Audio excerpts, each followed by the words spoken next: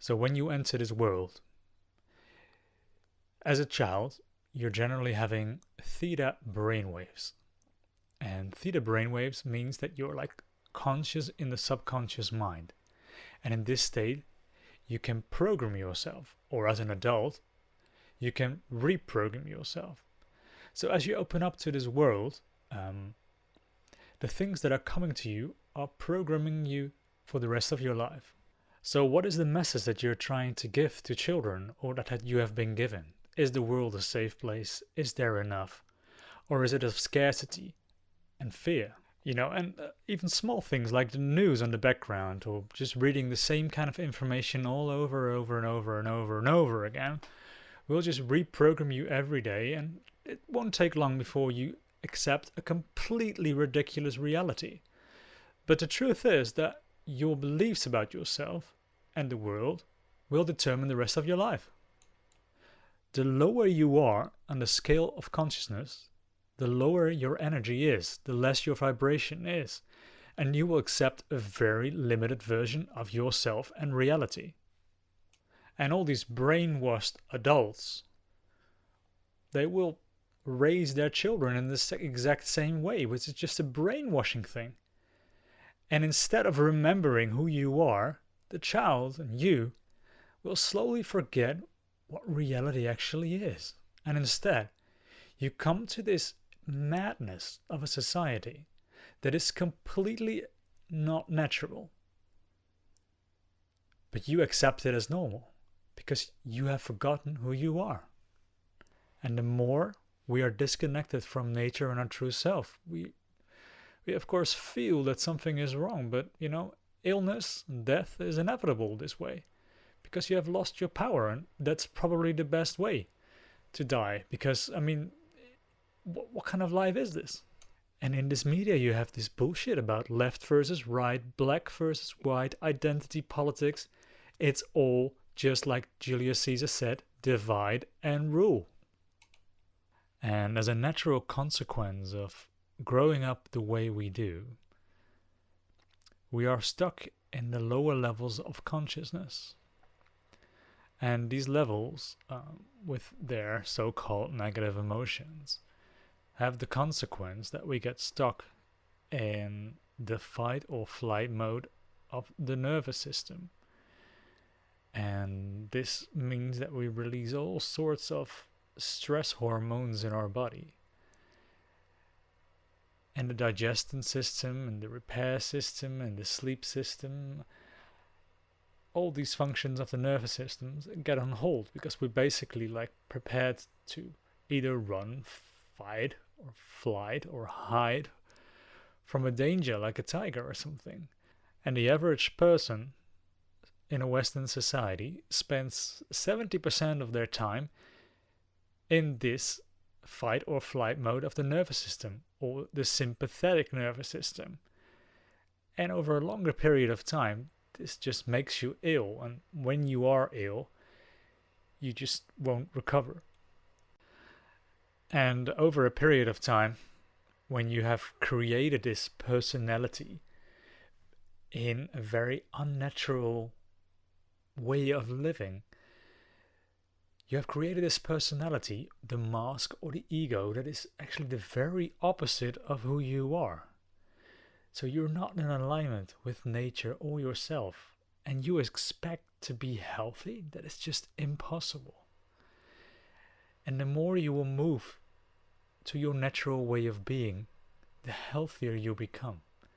But you are addicted to your thoughts, your mindset, your beliefs, your actions, your ego. And that needs to go. Andrew Weil said that the bigger the ego is, the less you will heal. And in Maslow's pyramid of self-realization, we often think that we are outgrown the lowest part of the pyramid, the safety and survival. But the reality is that we haven't left the first part of the pyramid. We are very conflicted beings, and as you get stuck in the fight or flight mode, you tend to be living in the analytical mind, and it's very difficult to reprogram yourself from that space of awareness, because you need to be more relaxed and in the parasympathetic nervous system in order to be able to reprogram yourself via affirmations, for example. But while you're stressed, you just simply don't have access to your subconscious mind. And being in this analytical mind, analyzing and thinking, and like observing these media stories and playing out left versus right, who is right, identity politics, it is a maze. You are caught in a maze, and it's like imprisonment.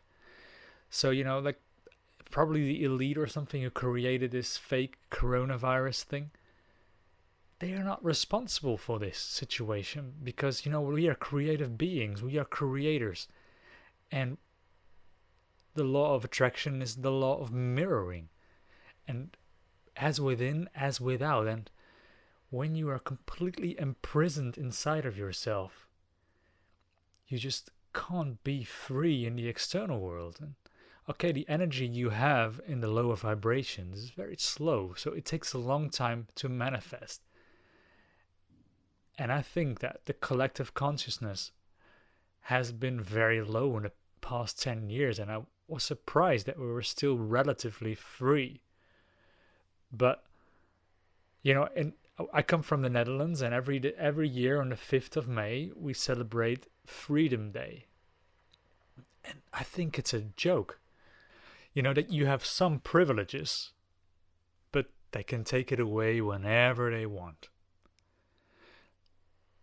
And you know what the Dutch did in Indonesia a few hundred years ago with the tax system, where they paid 33% tax to the Dutch people?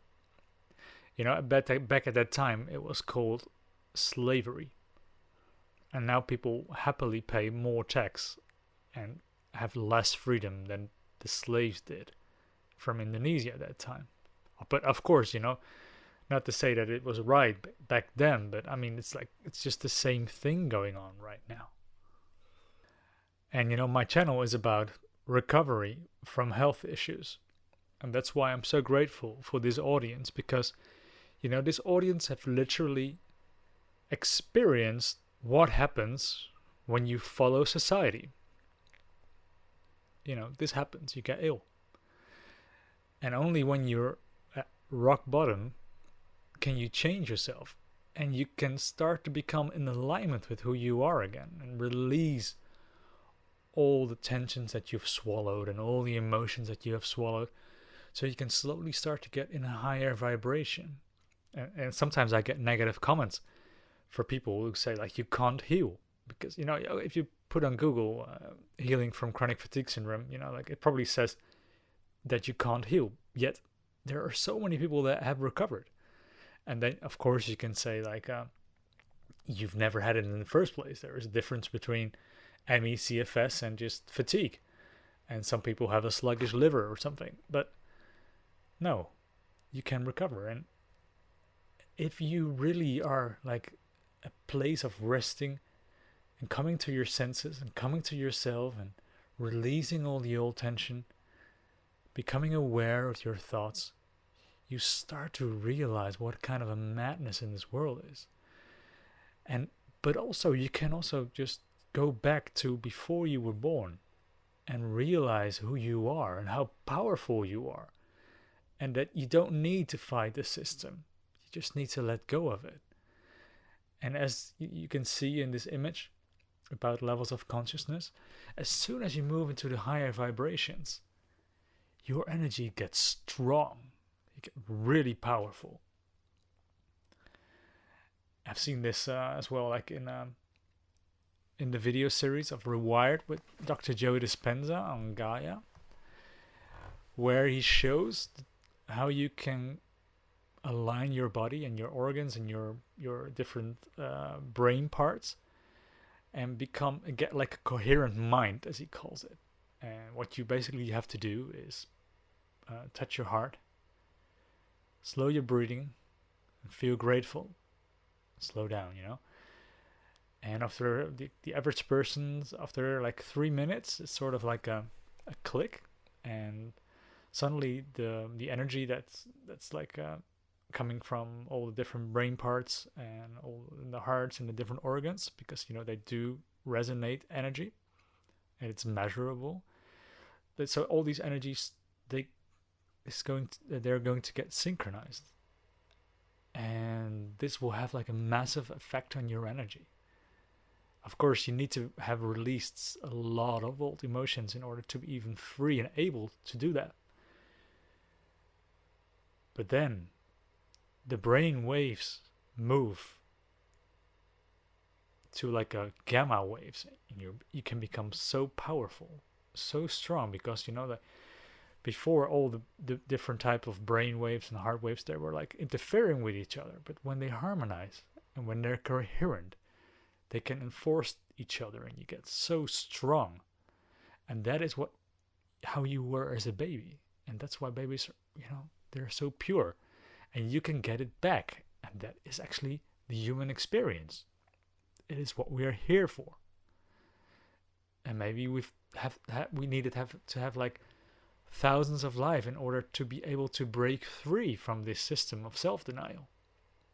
But we can. And you don't have to convince others, because for the ones who still want to be imprisoned by the system and their mind and their belief systems and their ego, they can try again in the next life.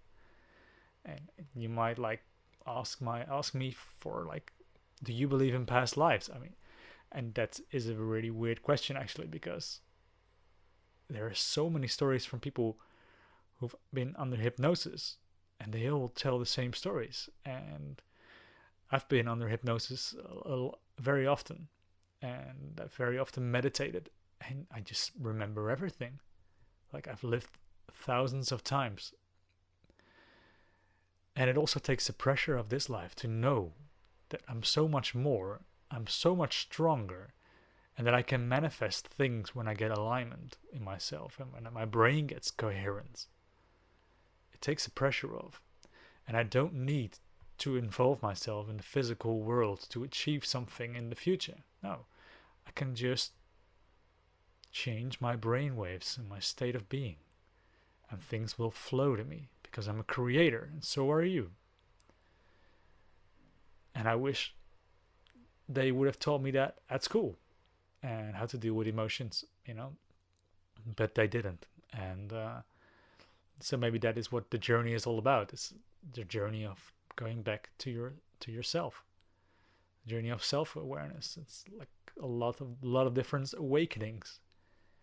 But the more you become aligned to yourself, the more you're healing, and the more you realize that you're free from society, free from your mind, and that you need to empty your mind, because an open mind is not a full mind. So I wish you great healing, and I wish you awareness.